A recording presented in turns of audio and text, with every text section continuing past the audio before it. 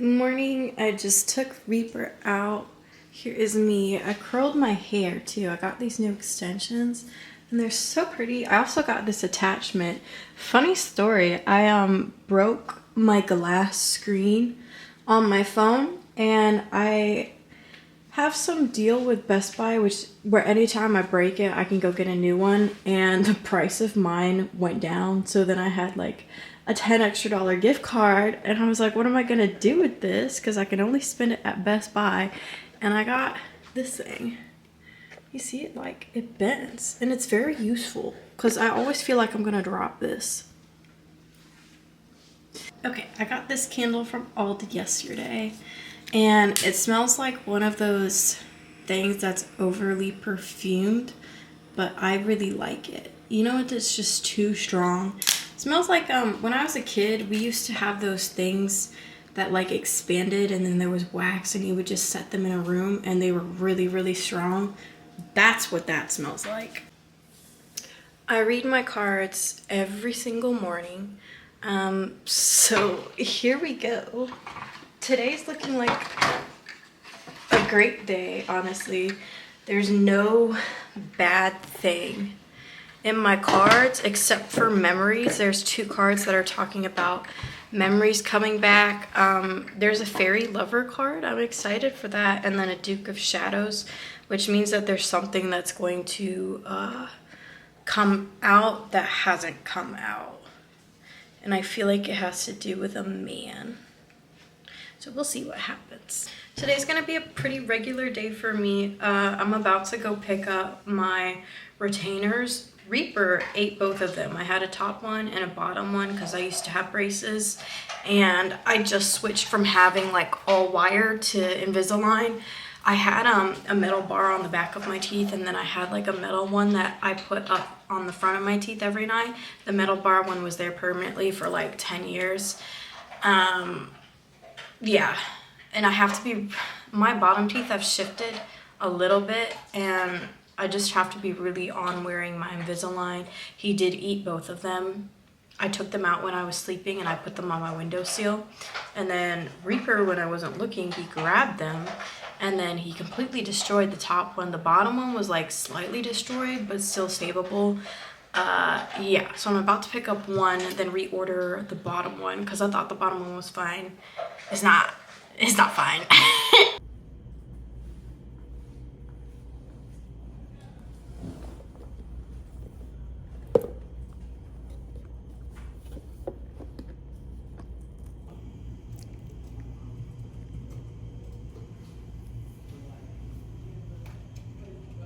Okay, I'm surprised. That was a lot easier than I expected. This is my top one, and right now, okay. So I guess my teeth didn't shift that much. Thank God. Isn't this so pretty? It's like such a nice smile. I had braces, so that's why I have these now. And this is your permanent retainer. I was able to not get my teeth scanned again. They have a 3D scanner where they go in and like take this instrument and it goes all around your teeth.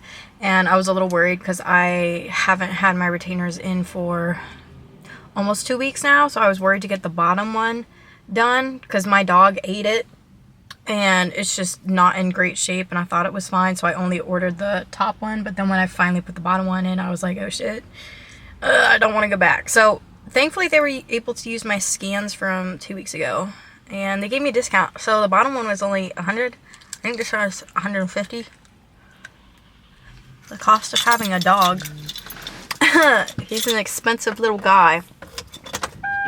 Baby, when they look up at the sky, it don't let me put no more beaches. I might have parachute. Yeah, go. Stop a little pussy home with some shell toe. Yeah, go. Slap it around beaches and make it bail home. Yeah. Right now, I am actually going. Shit. We're gonna get this. We're gonna get this. Okay. Right now, I'm actually driving back to my very first apartment. I'm working day shift today, but right now I just feel very nostalgic. Anytime my life changes or it's about to change, I always drive back to this apartment because this is where I first started. I was living just south of downtown. I should have brought my mic. Damn, it's kind of busy today. I didn't even know what traffic was until I drove a couple days ago during rush hour. I was like, oh shit, so this is what I've been missing by not having a real job. But yeah, anytime life is in a state of flux, I always feel like I have to go back to where I started. Because I had, oh, here's Hooters. Hooters is on the left. I've worked here twice now. I've quit both times. The last time they hired me as a bartender, there she goes. Last time they hired me as a bartender, I lasted 2 days and left because none of the girls wanted to train me. Because they hired me specifically for how I look now, which is kind of crazy because when I was working there a year ago, I made no money. I still made no money. They just filed for bankruptcy, by the way. Hooters, if you look at it. But anyways, they rehired me back in December based on how I look. I had a big glow up from a year ago. Honestly, all I did was change my hair and get older. That was it. Got older, my personality became more, I don't know how you say, refined. And that was really all that changed for me. But yeah, I'm taking you guys on a little tour now. About to drive past the Coca-Cola Museum. Fun fact, I had a fight with my best friend like 7 years ago there. And we had a falling out a few years ago. But now I have a different best friend and it's fine. You know, when you like grow up with people, you change, your values change. And I did not appreciate who she was becoming at that time. Remember, we walked past a homeless person who was asking for change and she made some comment about like, oh, like, what's that gonna do? It's not gonna change his life. It's not even gonna buy him a coffee. It was different. Like, we had different upbringings, you know? Like, she had to work, but I genuinely have had to work for everything that I've had. Everything. Every fucking penny I've had to work for. But anyways, the Hooters thing, none of the girls wanted to train me. I was one of like maybe 2 white girls, so it really was, I think, mostly racial discrimination. Yeah, and I left after 2 days. They actually wanted to send me to another store up north to train me for 4 days because none of the girls wanted to do it. And they were talking so much shit too. My managers told me to stop telling everybody that I had been hired as a bartender because I had to like go through server training again to do the bartending thing. And so when I was there those 2 days, I was training as a server, and they pulled me aside and told me to stop telling people. I was like, you hired me for this. And I told them too. I was like, if you send me to another store, I'm staying there. So then they were just like, okay, we're gonna train you under this girl who I used to be friends with. Her name's Asia. She's so nice. Love her so much. But yeah, and then after that, I was like, I'm not coming back. I'm already not making money. These girls are hating on me. I'm not doing it anymore. And fun fact too, Magic City in Atlanta is the most famous strip club. I've tried a total of 9 times in person to get into that strip club, and then I've had 2 people go out of their way to try to get me there.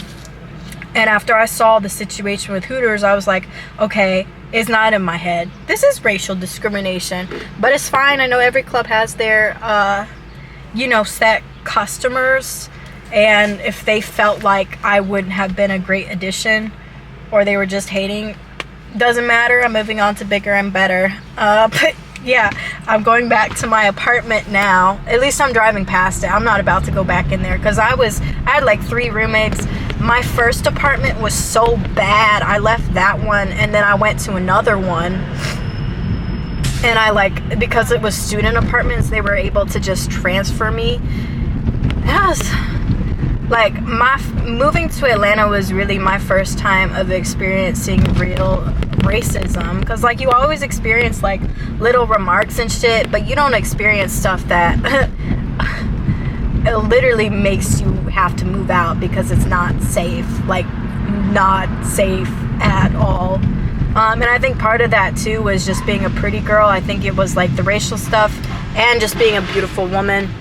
It gets you into a lot of trouble. It is not safe out here to be alone and to be beautiful. And that's why I always have my best friend with me. Let me stop. she gon' shake it. 1, 2, break 'em. 3, 4, break 'em. Fine hoe, when it come to dogging niggas, I do that for fun. I do that for fun. I do that for fun. I remember when I first got to Atlanta, man, I took like probably a week long to get here. I came from Texas. I packed up my car. Like, this was all I had. And 2, I need to fix my trunk. I can't open my trunk. My mom, I blame her because it was her. She broke my trunk. This is my angel you're seeing. She broke my trunk. So then I like packed everything through. I have a Veloster, so I have one door. So I put everything through one door. I packed up my car, and then I just went on this road trip, and I was ready to go. And I still remember like first coming here, and I hadn't seen the apartment. I hadn't taken a trip to Atlanta. I had been to Atlanta like twice before. And I just remember seeing the apartment and being so thankful. I was like, thanks. Like, this looks nice. It's not in the hood. I moved to the hood in New Orleans one time, and then I like turned around and went back to Texas. That's another story for another time. But ever since then, I just like, you know, very careful of different areas because shit can change so fast and you don't really realize it because of how like things look on maps, and then you get there in person, you're like, damn, there's bars on every window. The potholes are so big you can't even drive down the street. But this is my favorite bridge. I used to run across this bridge all the time, and when I first got to Atlanta too,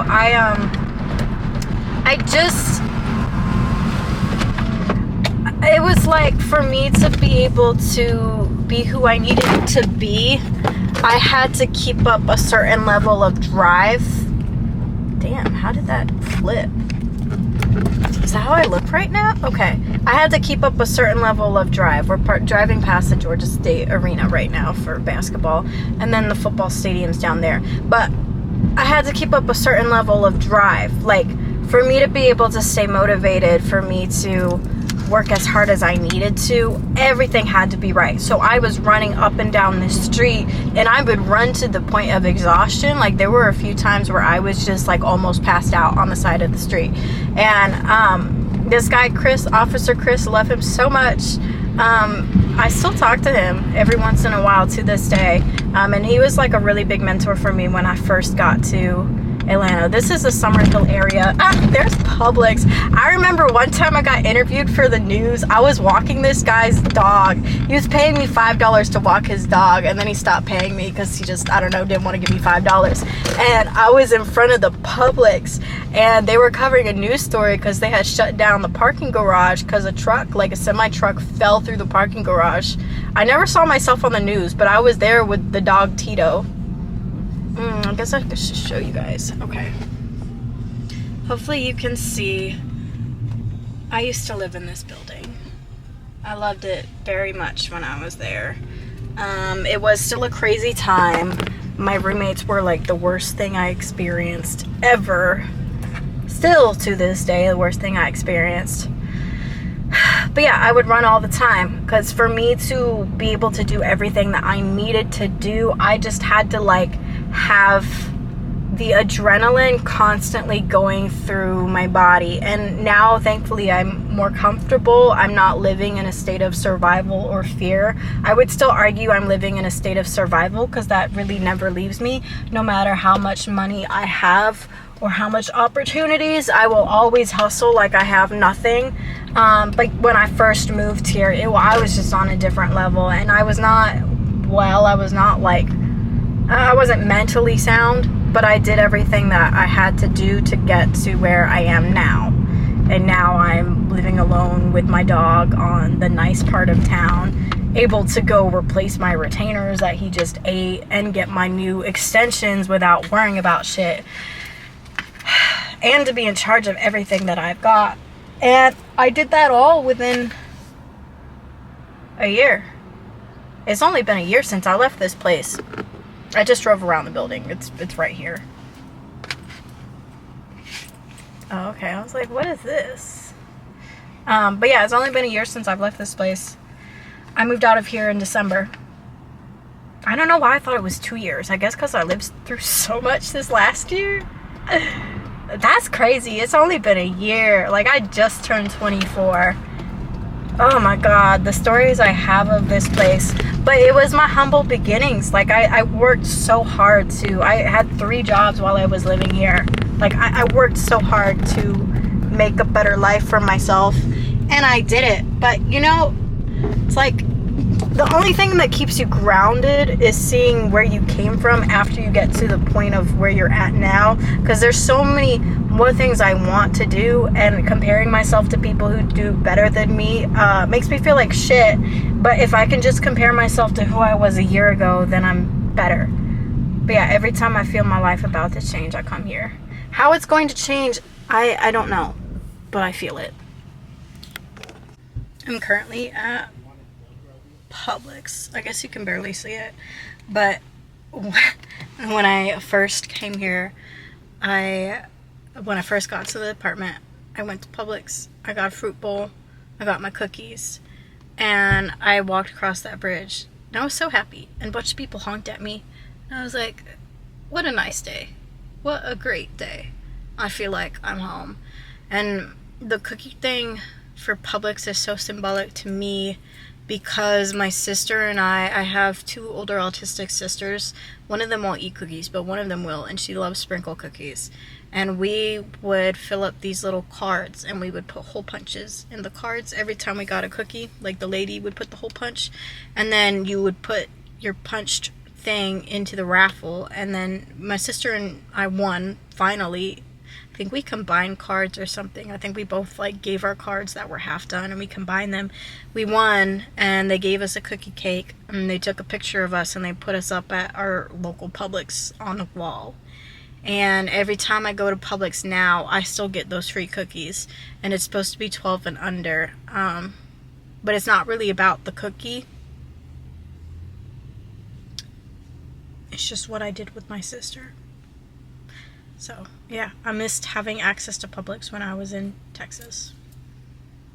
And now I really gotta pee, so I'm gonna go and get my cookie.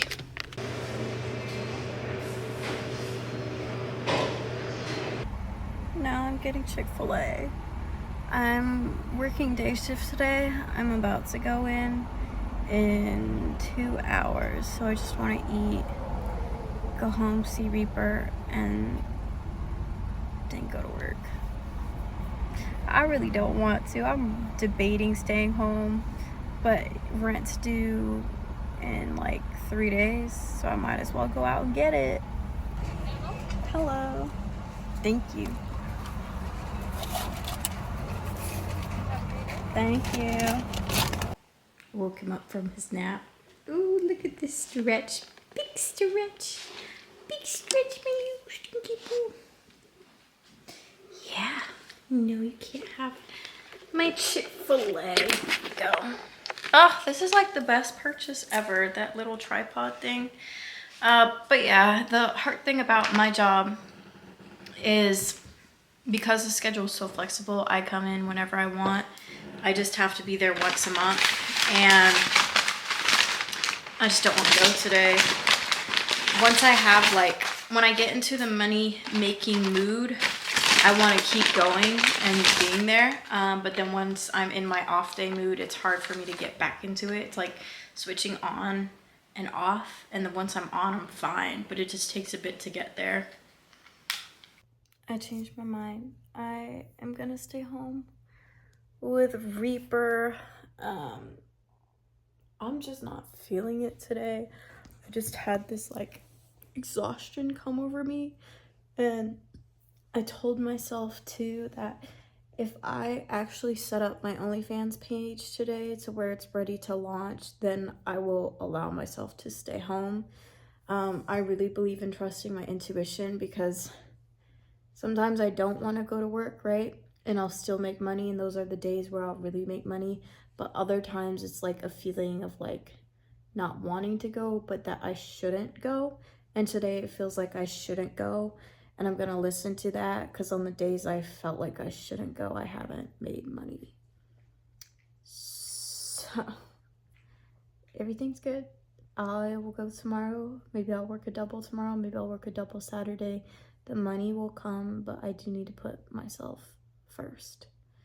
And it's not being laziness. It's just redirecting my energy. Because I really am exhausted right now. And I don't know why. I don't.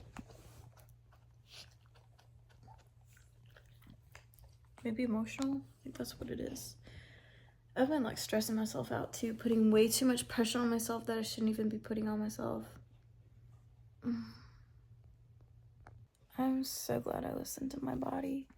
I fell asleep. It's been like 2 hours. I fell asleep around 1 o'clock and it's now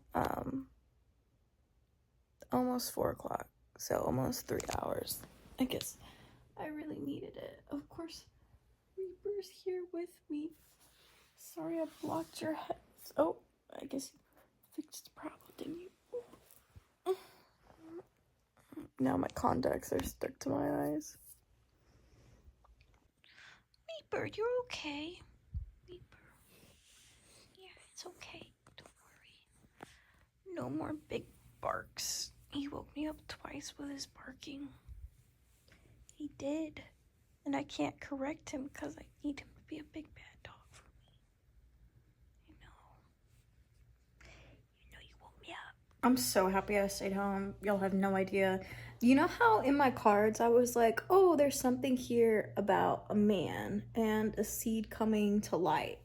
Well, somebody reached out to me on my other Instagram account, and I don't know if he found me on my YouTube or if he just found me through Instagram. I'm a little confused because I did start a new dance account and that has like 35 followers. So that would be pretty miraculous if he found me through that. But he wants me to be in a Discord and then react to a video and then he's going to post it on YouTube. Doesn't that sound so fun? I'm going to do that tomorrow night. I'm really excited. But yeah, that's been my day. I've been working on my OnlyFans. It's just hard to figure out the prices and what to post. I'm getting there. I'm closer than I was this morning.